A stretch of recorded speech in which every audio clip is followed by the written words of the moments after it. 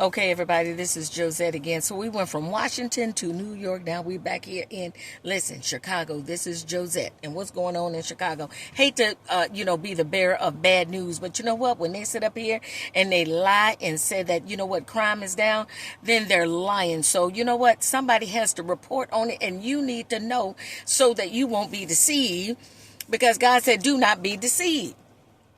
So a person of interest is in custody after a woman was set on fire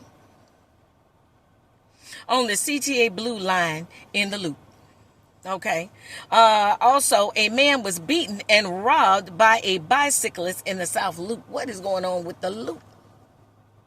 I think there's a conspiracy going on in the Loop.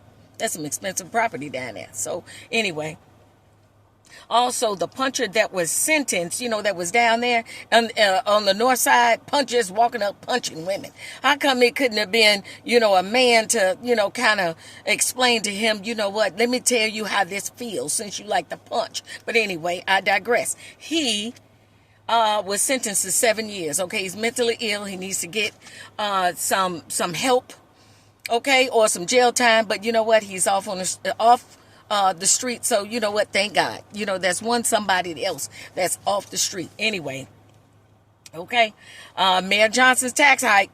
Okay. The property tax shock is in West Garfield, which is 133%. North Lawndale, 99%. And Inglewood, 80%. Could it be partially because this is what's, rumored that, there's that the empty buildings downtown are, they're empty.